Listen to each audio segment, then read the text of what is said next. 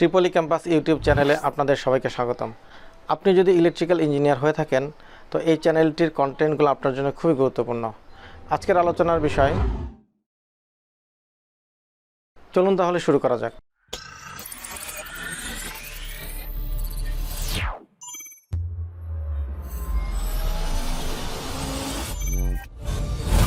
আসসালামু আলাইকুম। আজ আমি দেখাবো প্রোটিয়াস সফটওয়্যারের মাধ্যমে পিসিবি ডিজাইন করার পর সেটিকে কিভাবে এক্সপোর্ট করতে হয়। অর্থাৎ পিসিবিটি তৈরি করার জন্য আমাদেরকে অবশ্যই সফট কপিকে পিডিএফে অথবা ইলাস্ট্রেটরে এক্সপোর্ট করে নিতে হবে। তো তার আগে এই সার্কিটটি সম্পর্কে দু একটি কথা না বললেই নয়। এটি একটি water pump motor controller circuit. এটি আমি অনেক দিন আগে ডিজাইন করেছি, কম করে হলেও 10 বছর আগে। এটি মার্কেটে যে ধরনের সস্তা বা সহজলভ্য পাম্প মোটর কন্ট্রোলার বা ওয়াটার ট্যাঙ্ক কন্ট্রোলার পাওয়া যায় তার থেকে কিছুটা স্পেশাল। এর মধ্যে কিছু স্পেশালিটি আছে যার জন্য এই সার্কিটটি অনেকটাই বড়। এটি একটি মাইক্রো কন্ট্রোলার কন্ট্রোল ডিজাইন। এখানে সাধারণ রিলের পরিবর্তে সলিড স্টেট রিলে ব্যবহার করা হয়েছে। প্যাকেজ আকারে পাওয়া যায় যে রিলে, সেগুলো ব্যবহার করা হয়নি। সলিড স্টেট রিলেটিভ ডিজাইনের মাধ্যমে তৈরি করা হয়েছে। এরপরে এখানে ইনপুটে একটি ইএমসি ফিল্টার ব্যবহার করা হয়েছে। এই সার্কিটটির মাধ্যমে মোটরের ওভার অ্যান্ড আন্ডার ভোল্টেজ প্রোটেকশনের ব্যবস্থা রাখা হয়েছে এবং এখানে একটি এলসিডি ডিসপ্লে ব্যবহার করা হয়েছে। এলসিডি ডিসপ্লের মাধ্যমে আমরা সার্বক্ষণিক স্ট্যাটাসগুলো দেখতে পাই।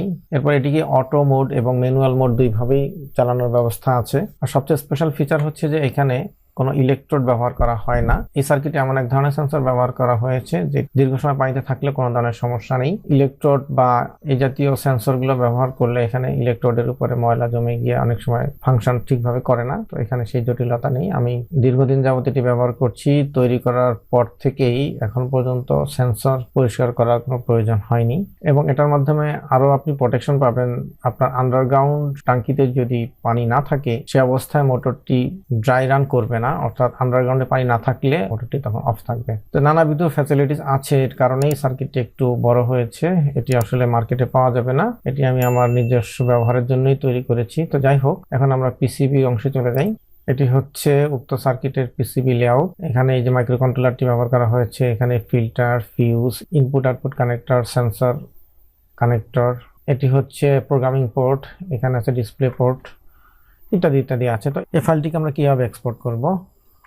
প্রথমে আমরা এই মেনুতে গিয়ে আউটপুট অপশনে যাব, এরপর এক্সপোর্ট গ্রাফিক্স। এখান থেকে আমরা আসব export PDF file. Export PDF file থেকে আমরা এখানে প্রথমে নর্মালি আর্ট ওয়ার্কে থাকবো।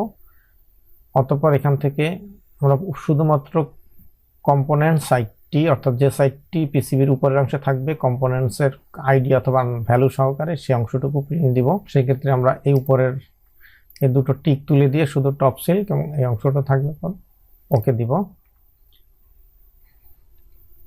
বন্ধুরা দেখতে পাচ্ছেন যে আমার টপ সিল্কে যে কম্পোনেন্টগুলো ছিল সেগুলো একটি পিডিএফ ফাইল তৈরি হয়েছে। আমি এটিকে কোথাও সেভ করে নিব। অতঃপর এটিকে সেভ অ্যাজ এ কপি এই অপশনের মাধ্যমে আপনার সুবিধাজনক কোনো একটা জায়গাতে ড্রাইভে সেভ করে নেবেন। এরপরে আমরা এটি ক্লোজ করে দিই। অতঃপর আমরা নিব কম্পোনেন্ট সাইট, অর্থাৎ কপার সাইট। আমরা আবার আউটপুটে যাব, তারপরে এক্সপোর্ট গ্রাফিক্স, আবার পিডিএফ। মোট 3টি ফাইল নিতে হবে আমাদের। এবার আমরা টপ কপার, অর্থাৎ আমাদের পিসিবির টপ সাইডে কোনো কপার নেই, এটা আমাদের সিঙ্গেল লেয়ার, তাই টপ কপারটা আমরা তুলে দিব।